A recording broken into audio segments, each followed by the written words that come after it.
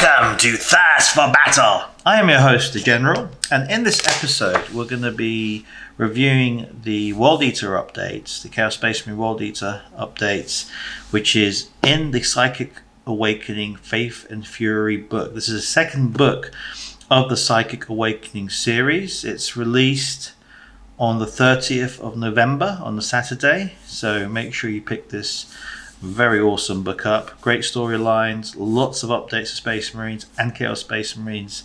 If you collect either raw, or you just want to find out what your friends are going to add to their armies or the bonuses they're going to get, this is it. Right, so without further ado, let's get stuck in. So for your World Eater characters, you have 6 new Warlord bespoke traits for World Eaters, and the first one is Slaughterborn.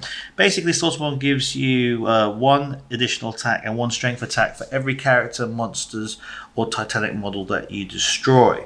So this is cumulative. So if you take out 2, you get 2 attacks, 2 plus 2 strength, and this keeps on going up as you go through characters, monsters, and Titanic models. Very cool. Very World Eater fluff like, so I do like it. Then you have the Arc Slaughterer. The Arc Slaughterer, you add D3 attacks to your characteristics if there are more enemy models within 3 inches of your warlord than friendly models. These extra attacks last until the end of the fight phase. That could be huge as well.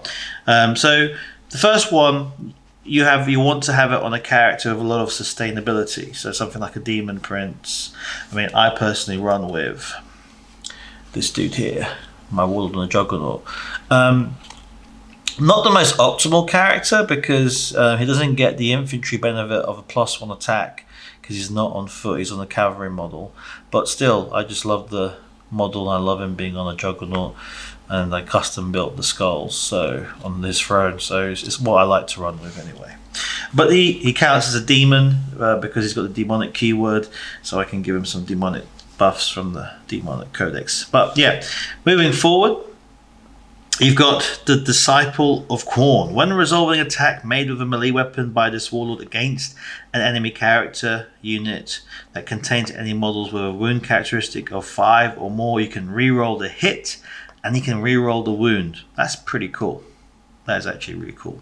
Again, it makes sure that if you want to have a focused character basher, stuff like this is awesome, especially when you tool them up with certain weapons that you're just you're giving yourself an insurance policy. So I would see this one as the insurance policy, because sometimes you walk in and you've tooled them up to the teeth and they go in and for some reason they just fluff their rolls. You roll too many 1s or too many 2s or 3s or whatever it may be, whatever the case may be. But having an insurance policy like this against characters which have wounds characters 5 or more just enables you to have that alpha strike hit and help you basically hopefully take them out in one fell swoop. Moving on, this is the one that I like a lot and is the one that I'll be using for my armies moving forward, and you'll see it in the battle report coming out soon, which I find that really effective. So what is this? This is Violent Urgency. When an advance or charge roll is made for a friendly World Eaters unit within 6 inches of this will add 1 to the result. This is huge. So I like putting my Khorne Berserkers into rhinos and stuff like that, giving that rhino which I advance forward that +1 to the advance roll is huge. So for example, it has a minimum movement of 14 inches now, because if I roll a 1 on the advance I will go an extra 2 inches because of this is the 1, so it's 14, and I have a maximum of, instead of it being 18 inches, a maximum of 9 inches of just going across the table, which it is huge. When it comes to armies where you need to get into melee basically and knock the enemy out, every inch and millimeter on the battlefield really counts. So this additional inch is huge. Also, the fact that it adds 1 to the charge roll is huge as well. So for example, if you're running raptors in your World Eaters army, which is what I want to do. I want to get some raptors. When they deep strike in, when they charge, you have to roll a 9 because you're 9 inches away because of deep strike. However, with this the case, and you have your warlord, so it's all about setting up your warlord. If he's within 6 inches of the deep strike, which you have to coordinate this, instead of having to roll a 9, you roll an 8, which is huge. It's huge. So thumbs up on this one. This is the one that I love to use a lot. 6 inches is huge in the game as well, in terms of, you know, the buffer zone that you give. So something that I would always run with, especially on a heavy World Eater army. All right, so True Berserker. When resolving attack with a melee weapon against this model, halve any damage inflicted rounding up. This is great. Now this is good because this gives characters like this chappy here a lot of sustainability. Because if you fluff his 4-up demonic ward save, his 4-up ward save, his vulnerable save, my apologies. When someone causes basically 2 wounds, it's 1. If someone causes 4 wounds, it's 2. And that just allows your character to just keep on going through the game. So I like this. This will be annoying on a Demon Prince, but even it's still a great thing to do on your Chaos Space Marine Lord. Now, Battle Lust. This warlord can perform a heroic intervention if the enemy units within 6 inches of them instead of 3 inches. When doing so, move up to 6 inches instead. This warlord always fights in the fight phase. This warlord always fights first in the fight phase, even if they didn't charge. If the enemy has units that have charged or have that similar ability, then alternate choosing units fights with starting the player whose turn is taking place. That is fantastic. You got to time it, but you know, heroic intervening within 6 inches. If you, again, it's all about synergies. It's all about how you set up your units. It's all about putting decoys in terms of units up and hoping, you know, the opponent falls for your trap for a charge, and then boom, you heroic intervene your warlord. Warlord gets to fight first. If they charge, they get to hit, but you can, you know, if they have multiple charges and they don't, you know, your opponent's not savvy, you can spend that 2 CP to interrupt, and he can go next and just, you know, wad through an entire unit and protect whatever unit that they've been charged. There's a great counter charge measure here. You've got 6 really good, decent warlord traits, to be honest. My favorite one is this one, Violent Urgency. That +1 to the advance roll is huge. Again, I gave you the Rhino example. If you've got your Berserkers on foot, they have a movement of 6, but with advance, they have a maximum movement of 8, or a maximum movement of 15 inches. If I'm correct, no, my apologies. A maximum movement of 13 inches, because they move 6 plus 6 is 12, plus the 1 is 13. 13 inches across the board. That's not bad, but I tend to put my guys in the Rhino. So yeah, I love it. Now, what's really sick about this one, again, is here's another synergy that I'll give you guys, is that if you have your warlord with the talisman as an artifact, and the talisman is, oh, look at that, it's called the Talisman of Blood. This is in the Chaos Codex, the updated Codex. So a Khorne model only, so it's got to be a Khorne model of World Eater. The bearer talisman of the Burning Blood can advance and charge in the same turn. Furthermore, the bearer can reroll failed charges. That's huge. So if you have a Demon Prince, or if you run, you know, normal Space Marine, World Eater Lord, or you run my guy, who basically is on a Juggernaut, he gets basically a movement of 8 with the Juggernaut. He then moves basically, then he advances, so he gets a minimum of movement of 9 up to a movement of 14, basically, with this. Now, he can also charge, so hold on a second. He's moved 8. He then moves a d6. Minimum of 9, maximum of 15, because you get +1 with that Violent Urgency. So a 15-inch move, and then you get to charge. And when you get to charge, not only do you get to re-roll, your failed charge rolls, you get +1 to the charge as well. So if you roll the average dice roll of a 7 for a charge, that's +1, that's 8 basically. You've gone 23 inches across the table, which is huge. And if you add the 1 inch buffer of you being able to be with 1 inch to charge someone, that's 24 inches across the table. That's pretty epic. So yeah, there are great synergies that you can use with Violent Urgency. So I would normally go for a Talisman of Burning Blood, and then give him something like the Gorefather, which means you got to spend extra CP of giving him some more stuff, basically. But that's what it's all about. So without further ado, these are the World Eater Warlord traits. Very happy, love it. A lot of interesting synergies that you can use. Very, very tailored to give you a World Eater fluff playstyle. You actually feel like you are playing World Eaters. The games that I play, I do feel like I'm playing as a World Eater army should play, which is great. So let's go to the stratagems. Great stratagems. And what's really interesting is Games Workshop now, it seems every stratagem they're doing is a stratagem you want to use, which I like. So they're building these very, very decent stratagems, and they've kind of sussed out that if we make all the stratagems really good, all that does is forces the players to choose which ones to do in certain synergies, because we have a finite amount of command points to spend on these stratagems.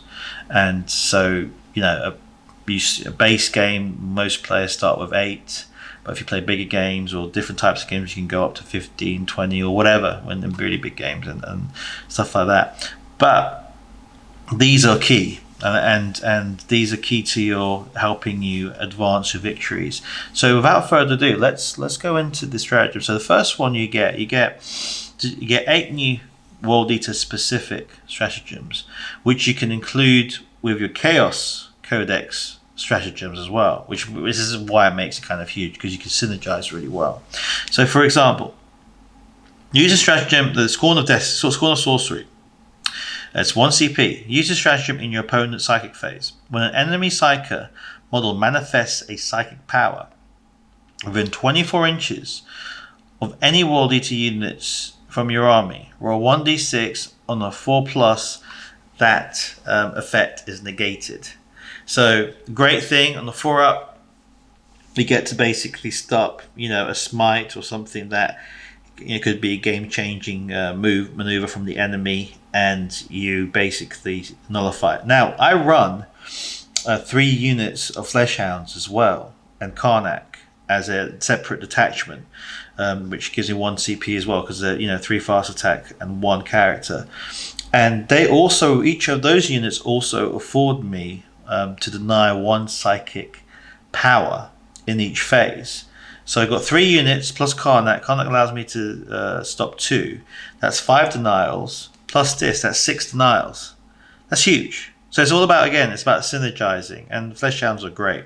I just would like to see their flamer weapon come back. Having a boss in the unit of Fleshhounds. It's like a Fleshhound champion. So if they do that, hopefully at some point, that'll be fantastic. So that done, good stratagem. Again, especially against armies who are psychic heavy. The next one is Apocalyptic Frenzy. Love this one. Use a stratagem during the deployment phase. When you set up a World Eater infantry unit from your army at the start of the first round, but before the first turn begins, you can move that unit up to 9 inches. It cannot end its move with 9 inches of enemy models. If both players have units that can move before the first turn begins, the player who's taking the first turn moves their unit first. Great thing. For example, I like to put my stuff in Rhinos if I've got the points for it, the power level points for it. So if you're running like a large 10-man World Eater unit, you get a 9-inch move. Plus your base 6 inches. You're on 14 inches. If you have your Warlord who you move up behind them before you move the unit in the first turn, and he's got violent urgency, that's a 15-inch move potentially. If you decide to advance them, I apologize. So you got your 9 inches, your 6 inches, and if you'd advance them and you get them the minimum, it's not 15, 16 inches across the board. But if you get the maximum, which is a 6, that's 9, 15 plus 1, 16 plus 6, 22 inches across the board. Now they can't charge, but you got a huge 10-man unit of World Eaters in your face, ready to rip apart enemy if they survive a volley of shots the turn later. So that's pretty cool. I do like that also. But what this really is good for is what you're going to see in games as well is they got the Space Marines and Phobos armor. They have now Space Marines have troop choices which can deploy beyond the basic deployment zone, which is huge. And so you're going to see a lot of Space Marine players, not a lot, but some Space Marine players have scouts, have snipers, or have sort of like or even Pathfinders for the Eldari, and other armies also will have stuff that you could deploy outside the deployment zone. I would use this as a countermeasure, so not necessarily just running them up the battlefield, and hoping to get a 6 or whatever, because they'll probably get shot up. But what I'll use this for is have a unit of 5 as a countermeasure on the table, and if someone places their unit in a strategic place that has a objective marker or something, having a World Eater unit move 9 inches up and then being up to a maximum 9 inches away, and you get the first turn, it's huge. It's huge if you're going to do that or not, basically.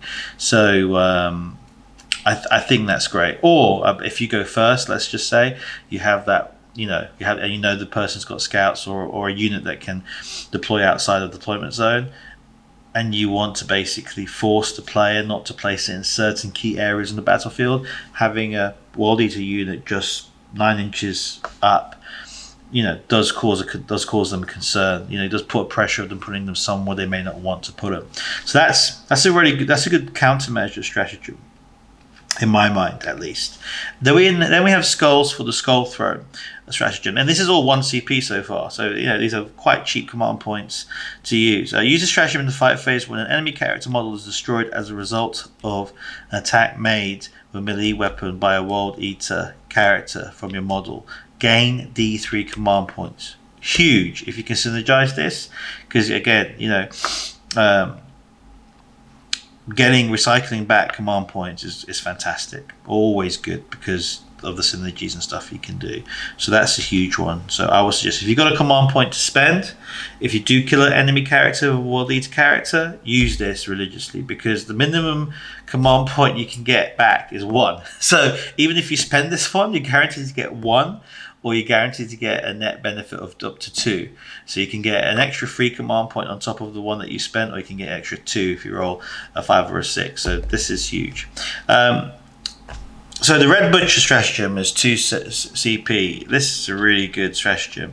Use a stratagem before the battle. Select 1 World Eater Chaos Terminator unit from your army. Add 1 to the strength characteristic of the models in that unit. And that unit gains the following ability. Blood for the Blood God. This unit can fight twice in each phase instead of only once. You can only use the stratagem once per battle. This is huge. So, for example, you can deep strike your Terminators, and if you have your Lord with, again, let's go back, with the violent urgency, and you have them synergize in a way that they'll be near the Lord when they deep strike down, or you can move the Warlord up basically to get a +1. They can charge on an 8 as opposed to a 9 basically, due to the +1, which is huge. They're strength 5 basic. They can fight twice. They already get 2 attacks basic for being Terminators. When they charge, they get 3 attacks for being World Eaters, 4 attacks for being Chaos Space Marines. That's 4 attacks on the charge from 5 models. It's huge. 20 attacks. They have a 2-up armor save, 2 wounds, and they have an invulnerable save as well. So, what can you give them that can make them sick? Well, Lightning Claws is always good. You can give them a Power Axe. which is +1 to their strength, strength 6 minus 2 to the AP 1 wound. You can arm them with thunder hammers, which is sick because you got 5 thunder hammers or a couple of thunder hammers, lightning claws mixed in. So there will be strength 10 minus 3 AP, and then 3 damage. That's that's kind of sick. And you can give them stuff. You can give them all sorts of things like. I would go for some lightning claws. I like to take a mix of stuff basically. They come with chain axes, but you can give them a power wall if you want. +2 strength, -1 AP, 1 damage. But yeah, very, very, very cool. This one, I would choose between lightning claws and thunder hammers. To be honest, I probably have 2 thunder hammers and have the rest with lightning claws. But it just makes an assault terminator World Eater unit very deadly, very effective, very likely to rip through units against your opponents as well. So a definite must. And actually, what I do like is it allows you to take something like I wouldn't normally take Chaos Terminators, to be honest. It's not something that crossed my mind to add to my army, but now with this stratagem, I'm like, you know what? I think I might take some Terminators just for some giggles and just see how it all plays out. So yeah, absolutely love it. Great stratagem. And then you got kill, maim, and burn. This is awesome. Use a stratagem in the fight phase before you consolidate with a World Eater's unit from your army. Until the end of that phase, each model in that unit can move up to 6 inches when they consolidate. This is huge because if you're a Berserker unit and you get to attack twice and you run into a unit and you massacre them with your first attack, then you can use this 1 CP and then move within 6 inches of another unit and then get your next set of attacks and rip into them as well. That is huge. That is huge. That's also really good in moving up in buildings as well, because you go, if you manage to charge up a building and it's got a couple of layers, a couple of floors, that's huge because you can take out the unit on the first floor, then take out the unit on the second floor, and so forth. So yeah, I love it. I love this one a lot. Wild Fury. Use a stratagem in the fight phase. When you select, it's 1 CP, when you select a World Eater's unit from your army to fight with, until the end of that phase, improve the armor penetration characteristics of that weapon in that unit by 1, so -2. That's, again guys, this is another huge CP, because your chain axes, instead of being a -1, is now -2. So when you're up against like Primaris Marines who need a 3-up to a 4-up, they have now a 5-up save, you can rip through those units. That's Wild Fury is key. So again, it's all about timing, it's all about how you use these things up, but they've got a good tool set here that will make a difference, believe me. Stoke the Nails. 1 CP. Use this stratagem in the fight phase. When a World Eater infantry unit or World Eater biker unit from a unit that is not Chaos Cultist is chosen to fight until the end of that phase, that unit's Death to the False Emperor ability takes effect when targeting any enemy units, not just Imperium units. In addition, when targeting Imperium units, instead of it being 6s, it's 5+. So what Death to the False Emperor does, real quick, on any 6s you get extra attacks. This one, on a 5-up, you get extra attacks. So think about this, right? You get your Terminator squad or your Berserker squad or whatever. They're in combat. You play this off, 1 CP, which is huge. Which means all those millions of attacks that you're going to get, because Berserkers now, they've got 2 basic, 3 for charging, because they're World Eaters, an extra attack because of them being Chaos Space Marines. That's 4 attacks on your axe. And if you give them axe and chainsaw, they get 5 attacks because they got the 5th attack will be a chainsaw attack. So you've got 4 attacks in a unit of 5. That's 20 attacks on a 5-up. Any 5s and 6s you roll give you additional attacks.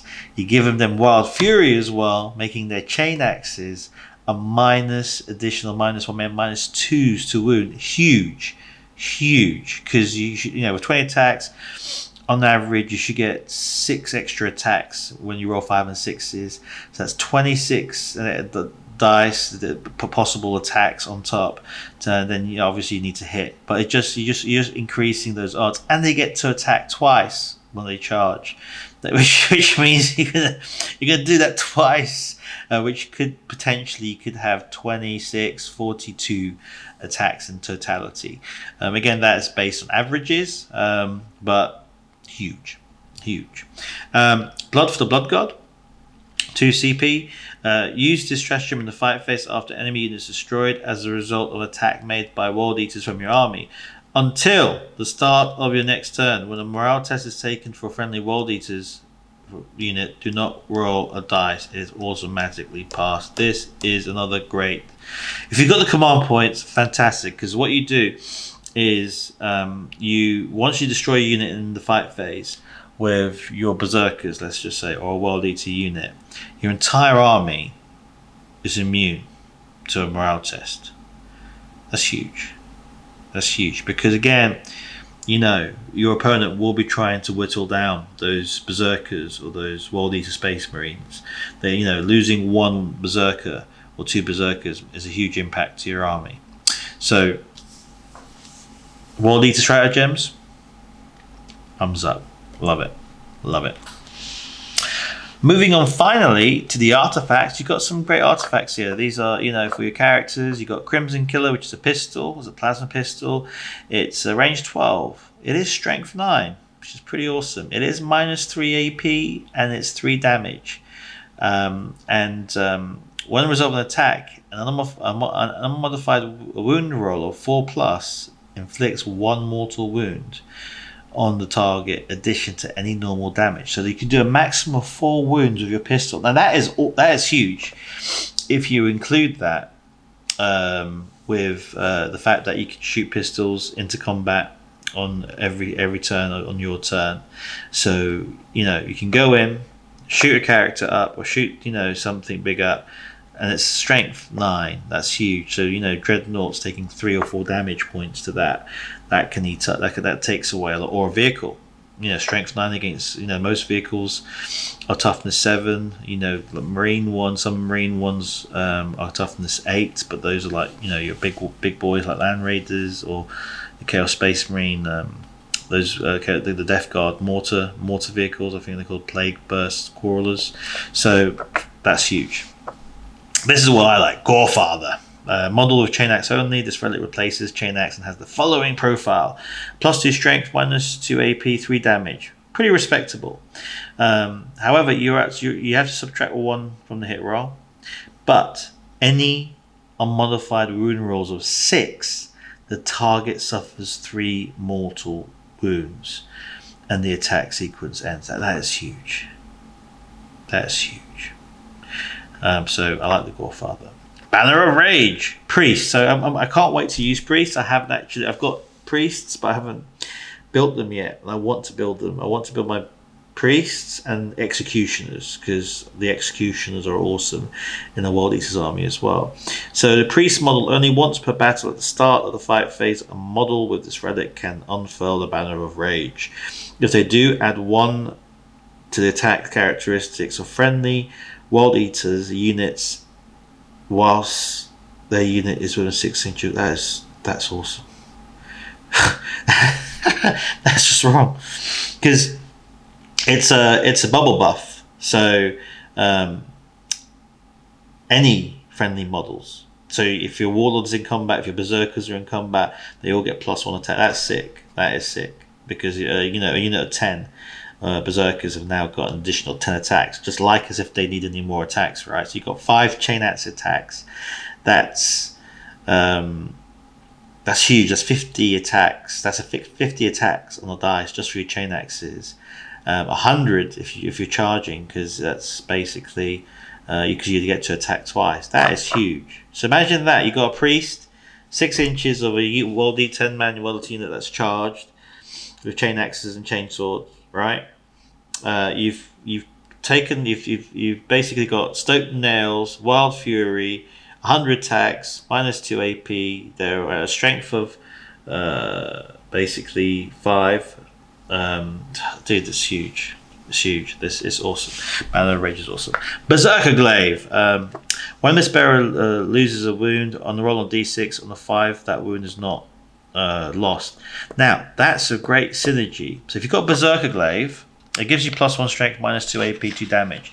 If you get Berserker Glaive, and then you also use True Berserker, that halves damage. That is huge, because you technically now got Disgusting Resilient and half damage, which basically gives your World Eater character sustainability. So if you are that kind of player that just charges their character up the battlefield, because you're just a madman with the nails in your head, basically, if you're a World Eater, you can take a lot of hits, and with your 4 vulnerable and the Berserker Glaive, that's huge. Huge, I love it. Or with a Demon Prince, whatever you want to run with, but it does make a huge difference, these things. What's really cool as well, actually, if you got a Lord Discordian who's your World Eater Warlord, which you can be, and you give True Berserker on it, that's pretty cool, because a Lord Discordian can be targeted because they got more than 10 wounds. Helm of Furor. Infantry. Add 2 to the strength characteristics of a model with this relic. At the start of your charge phase, if a model of this relic is within 8 inches of any enemy, it must declare a charge. Pretty cool. I like it. I will find use for it somehow in one of my characters. Having the extra 2 strength always helps. Blood Hunger. When an enemy model is destroyed in the fight phase as a result of any attack made by a model with this relic, roll on a d6. On a 4+, the model of this relic regains 1 wound. Yeah, I like it. It's all right. I find it not the strongest one out of the whole set, but still out of the 6, it's pretty decent. Again, it's all about synergizing. So if you synergize that with, the Berserker, the True Berserker, the Warlord trait, and then maybe a Berserker Glaive, and that could possibly be good. And that, my friends, with the exception of this page here, which gives you additional tactical objectives, which I haven't actually used yet. I should use these. I hope they produce some cards for these. That would be nice. That would be very nice. So you get some great World Eater objectives, which is tailored for a World Eater list. So, for example, score 1 victory point if an enemy unit was destroyed as a result of attack made by World Eaters, kill, maim, burn from your army of this turn, and that World Eater model is still within 1 inch of an enemy unit at the end of that turn. So you've got a good tool set here. So that's one of them. You've got the Bane of Sorcery. Score D3 victory points if an enemy psychic model was destroyed as a result of attack made by World Eaters in your army.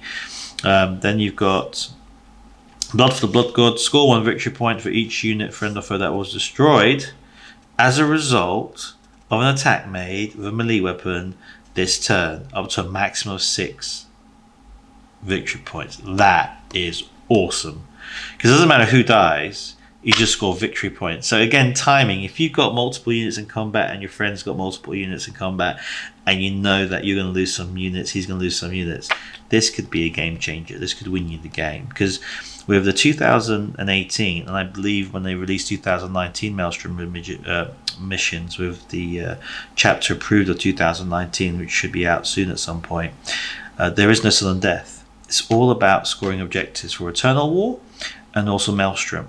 So when you're playing, make sure you play for the mission and play for victory points, because that's what's going to win you the game.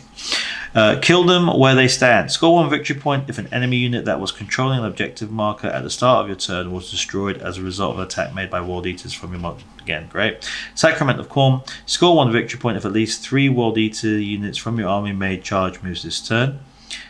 That's pretty cool. And Skull for the Skull Throne. Score D3 victory points if an enemy character model was destroyed as a result of an attack made by a World Eater model from your army in the fight phase. Really good stratagems. I would like to have seen maybe a deck of these 6 cards, and then 6 Emperor's Children, and then and so forth, because you've got several different. You've got Iron Warriors as well. They come with 6. So if they had built a deck, I don't know how many was it. There have been 6. Let's quickly go through here. 6. Another 6. I believe there's one more, right? Let me just double check. Yep, another set. That's 24. So you would have had 24 cards basically. Oh, there's more Night Lords. So you're on 30 cards. Is there any more? Okay, Ward Bearers, 36 cards. So it would have been nice if they released a Psychic Awakening, Faith and Fury tactile objective deck, which would have been 36 additional cards. That would have been cool, because I like the cards and I like using the cards, and that's maybe some food for thought in the future, because I would have bought them basically and had them sorted into my deck of cards. So that's pretty much it. One of the really cool things for you to spend some time, if you know, they got a World Eaters name generator. I played about with them, love it.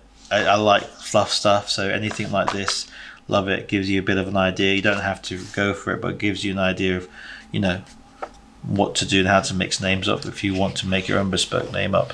And that's it. That is the World Eaters review and overview, and a bit of Tactica as well from the Faith and Fury book. I hope you enjoyed this episode and the many more episodes of Psychic Awakening that we have released or in the transitioning of being published and released. And that's me, the General. I'm your host, General, and I will see you in the next couple of shows.